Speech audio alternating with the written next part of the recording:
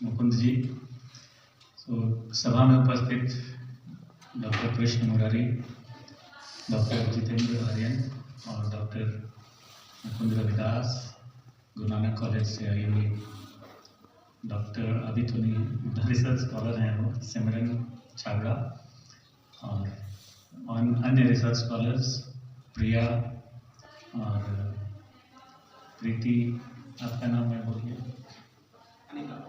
ललिता जी, कृष्णानंद और विभिन्न विभागों से यहाँ आए हुए छात्र छात्राएं, आप सबों का स्वागत है इस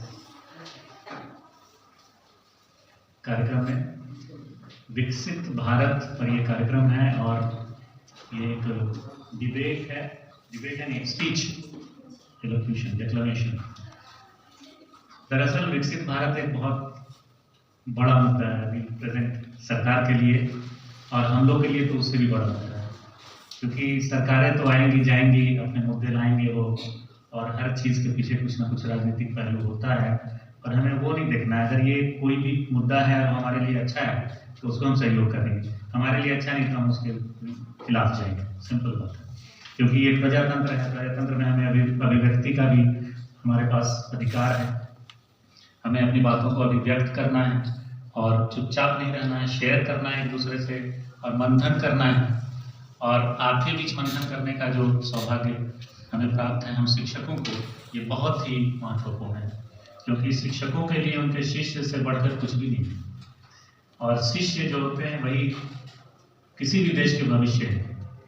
तो किसी भी देश का रुख किस ओर जा रहा है, वहाँ के युवाओं को देखिए, वहाँ के छात्रों को छात्राओं को देखिए, यूनिवर्सिटीज़ को कॉलेजेस को देखिए, तो समझ में आ जाएगा कि ये देश अब किधर जा रहा है। और विकसित भारत का हमने एक एजेंडा रखा है, बहुत अच्छी बात है कि सरकार ने रखा है 2047। कृष्ण मुरारी जी ने कहा 40 में भी कर सकते हैं आप, उससे पहले भी कर सकते हैं। तो मैं अक्सर अपने डिपार्टमेंट के लोगों को और स्टूडेंट्स को ये बताता हूँ कि देखो, राजनीति विज्ञान पढ़ना तो आपके लिए संभव हो पाया है, आपका बहुत खुशकिस्मती है, और उन लोगों के लिए थोड़ा दुर्भाग्यपूर्ण है जो राजनीति विज्ञान से वंचित रहे, क्योंकि वो एक ऐसा विषय है, ऐसा सब्जेक्ट है जिसकी जानकारी आपको होनी चाहिए, चाहे आप जो चीज़ पर भी भाषण दें। और राजनीति विज्ञान का अगर ज्ञान नहीं है, क्योंकि उसी में संविधान है, उसी में मानव अधिकार है, उसी में सारे प्रकार के जो अवधारणाएं हैं उसका अध्ययन है, और विकास क्या है, विकास हम लोग एक चैप्टर के रूप में पढ़ते हैं कि विकास होता क्या है, सतत विकास क्या है, आर्थिक विकास, राजनीतिक विकास, एवरी टाइप्स ऑफ डेवलपमेंट। तो डेवलपमेंट थ्योरी ही अपने आप में एक है, डेवलपमेंट एंड अंडर डेवलपमेंट। तो आप इन चीज़ों का ज्ञान अगर नहीं है, मैं जानता नहीं हूँ कि मैं जिनको बोल रहा हूँ वो किस किस विभाग से हैं, हिंदी के तो जरूर होंगे क्योंकि मुकुंद जी ने आपको जरूर प्रभावित किया होगा। और इन बातों से पहले मैं ये बता दूं कि मुकुंद जी बहुत ही एक्टिव हैं, और अभी मैं एनएसएस की बात कर रहा था तो मैं खुले मन से कह रहा हूँ कि अगर मुकुंद जी ने एनएसएस में अपनी भागीदारी निभाई थी तो और भी बहुत अच्छे तरीके से रहा था। और कृष्ण मुरारी जी को बहुत ज़्यादा सुनने का मौका नहीं मिला, पर आज मुझे बहुत अच्छा लगा इनको सुन के। और जितेंद्र जी से तो आजकल हमेशा बातचीत हो रही है, और हमारा जो रिसर्च DRC हो रहा है उसमें इनकी जो टिप्पणियाँ होती हैं बहुत अच्छी लग रही हैं, और विषयों का अध्ययन करके और उसके बाद ये एडवाइस देते हैं, अपनी बातों को रखते हैं, बहुत अच्छा लग रहा है। और ये जो वाद विवाद की जो कला है, इसको हम लोगों को बहुत आगे ले जाना है, क्योंकि इसी के थ्रू आपका विकास होगा। सबसे पहले तो अपना विकास करना है, भारत का विकास तो अपने आप हो जाएगा। अगर हर व्यक्ति अपना विकास कर ले तो आपके फैमिली का भी विकास होगा। Like see, it is very very simple, बहुत ही सिंपल है। आप अपना विकास कर लीजिए, थोड़ा स्वार्थी बन जाइए कि मुझे दुनिया को अभी नहीं देखना है, अपने आप को देखना है। तो अपने आप का अपना विकास कर लीजिए, अपने आप पूरे देश का विकास हो जाएगा, क्योंकि पहले तो आपके परिवार का विकास हो जाएगा। आपने बहुत सारे ऐसे लोग, कल ही मैं सुन रहा था, नेहा कक्कड़ एक सिंगर है, उसकी कहानी की वो बचपन में ही 5 साल की उम्र से कुछ गाना शुरू कर दी थी, परिवार में आर्थिक तंगी थी और वो पैसे 500 रुपये कमाने लगी है। एक मुझे याद आ गया, कहीं मैं सुन रहा था, जैसे टीवी ऑन भी रहता है और लोग देखते रहते हैं, मैं कुछ काम करता हूँ लेकिन काम में कुछ बातें तो चली आती हैं, तो उसी तरीके से आपको भी करना है। हर स्टूडेंट को जिसको कुछ आर्थिक प्रॉब्लम है घर में, वो आप अपने आप कैपेबिलिटी अपना बढ़ाइए, आप ट्यूशंस पढ़ाइए, लोगों को शिक्षित कीजिए, अपने से छोटे जो बच्चे हैं उनको पढ़ाइए, और कुछ ना कुछ तो आपको आर्थिक उस तंगी से छुटकारा मिलेगा, तभी आप अपने फैमिली को सपोर्ट करेंगे। अगर आप एक अच्छे संभ्रांत परिवार से हैं, यहाँ पैसे की कोई प्रॉब्लम नहीं है, तो बहुत कुछ है जो आप खरीद सकते हैं और पढ़ सकते हैं, नए नए किताबें खरीद सकते हैं। अब जो इतना इजीली अवेलेबल आपके लिए, आपको मालूम नहीं है कि आप किस युग में हैं, सबसे बड़ा प्रॉब्लम ये है। तो जिस तरीके से बजरंगबली हनुमान जी को बताना पड़ता है कि भाई आप इतने शक्तिशाली हैं, तब उनकी शक्तियां उनमें आती हैं, तो आप कोई भी बजरंगबली से कम नहीं है। आप मालूम ही नहीं है, मैं यही देख रहा हूँ कि हमारे छात्र छात्राओं को और लोगों को मालूम ही नहीं है। वो एग्जाम्पल मैंने, चलिए हमारे जो इसमें धर्म है उसके अनुसार बोला, और भी धर्मों में होगा तो आप उसका एग्जाम्पल ही समझ लीजिए, लेकिन ये आपको मालूम ही नहीं कि आपके अंदर क्या मैजिक छिपा हुआ है। तो सबसे इम्पोर्टेंट क्या है कि उस मैजिक को सामने लाना और उसको अभिव्यक्त करना, उसको मौका देना, अपने आप को मौका देना सबसे बड़ा मौका है। अपने आप को अगर आपने समझ लिया तो वो सबसे बड़ी समझ है। ये इतिहास, भूगोल, राजनीति विज्ञान और अर्थशास्त्र ये सब तो अपनी जगह है, लेकिन आप अपने आप को समझ पाए, ये सबसे बड़ी बात है। तो आपको अपना दिशा, अपना दृष्टिकोण बिल्कुल क्लियर रखना है, फोकस्ड रहना है लाइफ में कि मुझे करना क्या है।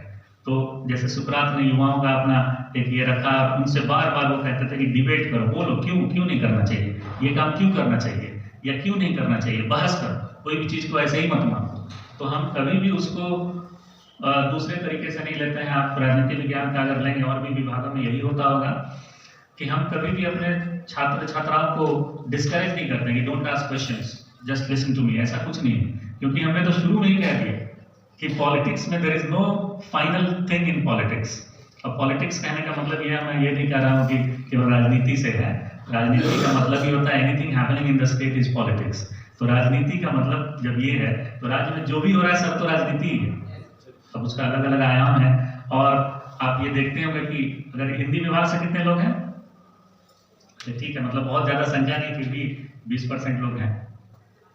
जो हाईएस्ट डिग्री हम लोग को मिलता है एजुकेशन सिस्टम में, वो क्या होता है?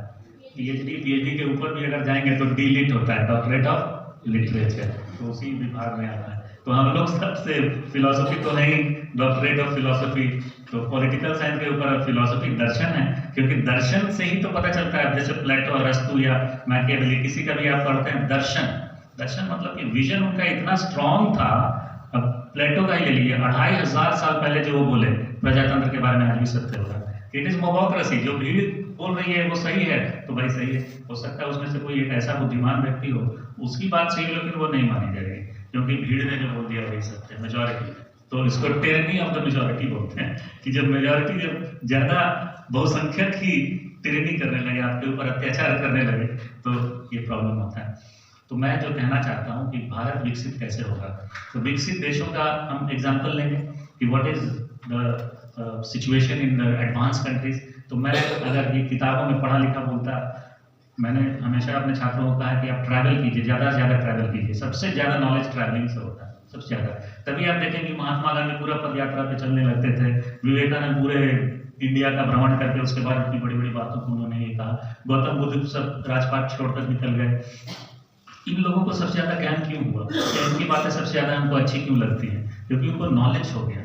तो knowledge will come through experience. जितना ज़्यादा ट्रैवल करेंगे, जितना एक्सपीरियंस होगा, लोगों से मिलेंगे, हर व्यक्ति से हम सीख सकते हैं। हर व्यक्ति से, कोई ऐसा व्यक्ति है नहीं जिससे हम कुछ सीख नहीं सके। ये आपकी कैपेबिलिटी है कि आप कितना किससे सीख सकते हैं, और हर व्यक्ति से कुछ ना कुछ सीख के अपने अंदर उसको उतारिए और उसको फिर अच्छी तरीके से उसको स्कल्प्ट करके, मॉडल करके, और उसके बाद उसको अपने जीवन में लाइए तो बहुत अच्छा रहेगा। तो बहुत अच्छा, बहुत ज़्यादा इम्पॉर्टेंट है कि हम किस प्रकार से विकसित हों, अपने आप को करें। तो इसके लिए आप इतने अच्छे संस्थान में आ चुके हैं, आपको मालूम हुआ कि हज़ारों की संख्या में जब लोग एग्जाम्स देते हैं, ग्रेजुएशन पास करते हैं, तब वो यहाँ पीजी में पढ़ने आते हैं। आप उस संस्थान में आ चुके हैं। अब हमारे BVM-KU का जो इंफ्रास्ट्रक्चर है, लाइब्रेरी को छोड़ दीजिए और मैन पावर को छोड़ दीजिए, वैसे मैं इंफ्रास्ट्रक्चर की दूसरे एंगल से बात कर रहा हूँ, तो ये वर्ल्ड लेवल है। मैं आपको बता रहा हूँ क्योंकि मैं अभी आपको बता रहा था कि अब मैंने तो विदेशों में भी घूम कर देख लिया, अमेरिका हो, इंग्लैंड हो, जहाँ भी देख लिया कि भाई ये विकसित क्यों इतना कहा जाता है कि अमेरिका महान देश। देखिए महान देश है। फ्रांसिस फुकुयामा जैसे व्यक्ति से जब मैंने मिला, तो मैंने पूछा कि सर, वो बहुत बड़े राजनीतिक विज्ञान है, दुनिया में उनका नाम है, कि मैंने कहा कि लोग कहते हैं कि अमेरिका सबसे विकसित देश है और यहाँ तो it's a land of opportunities और सब लोग अमेरिका ही आना चाहते हैं। फिर यहाँ तो मैं देख रहा हूँ कि इतने गरीब लोग हैं रोड पे अक्सर, यहाँ मैंने नाम भी बताया, यहाँ मैं गया था, इतने सारे विकसित इतने भिखारी और गरीब लोग मुझे मिले। बोले हाँ बिल्कुल है। तो फिर विकसित क्या हुआ? तो अगर हम सकल घरेलू उत्पाद के अनुसार सोचते हैं कि विकास हो गया, सपोज जैसे अभी किसी ने बताया था ना कि यहाँ पर हम लोग पर आवर पर मंथ जितना कमाते हैं उससे ज्यादा तो पर आवर कमाते हैं अमेरिका और इंग्लैंड यूरोप के देश के लोग। और यहाँ पर भी जो ये जो विषमता है ये कैसे कम होगी? इसके बारे में कार्ल मार्क्स ने तो इतना अच्छा सिद्धांत दिया, उसको हम लोगों ने कहा नहीं अब ये तो खत्म है, एकदम बेकार है, communism is dead. John Kenneth Galbraith 92 में उन्होंने कहा था कि कम्युनिज्म इज नॉट डेड। इस प्रकार का कम्युनिज्म और साम्यवाद की बात हम लोग करते हैं वो नहीं चलेगा। जो कार्ल मार्क्स ने कहा वो खत्म हो गया ये नहीं, ये लोगों का बस एक बहकावे का एक तरीका है। उन्होंने तो इतना अच्छा रास्ता बताया था कि इस तरीके से समानता आएगी, और जब तक आपका विकास सतत नहीं हो और समानता युक्त नहीं हो तो उस विकास का क्या महत्व है? आज भी तो अमेरिका इंडिया को आप कहेंगे कि गरीब है, तो मुकेश अंबानी जी और अडानी जी के पास और टाटा बिरला हिंदुजा के पास तो इतनी संपत्ति है जितना हम लोग जीवन भर में नहीं कमाएंगे, वो घंटे भर में भी उससे ज्यादा बिना काम किए कमाते हैं। तो इसका मतलब क्या है? लेकिन क्या उसका प्रॉपर डिस्ट्रीब्यूशन हो रहा है? क्या डिस्ट्रीब्यूटिव जस्टिस, अभी जॉन रॉल्स का जो जस्टिस है फेयरनेस है और जो जस्टिस के सिद्धांत हैं, अमर्त्य सेन ने जो जस्टिस है फ्रीडम का की बात कही है, तो क्या ये न्याय हो रहा है? तो उसके बारे में एक व्यक्ति ने जो विचार दिया, ठीक है अगर उसको आप गलत ही मानते हैं तो कोई तो आपके पास ऑल्टरनेटिव होगा, ऑल्टरनेटिव भी नहीं। अब आपने मान लिया कि उदारवादी प्रजातंत्र, पूंजीवादी प्रजातंत्र ये सब कुछ है और इसी में चल रहा है, तो पूंजीवाद का सिद्धांत क्या है बताइए?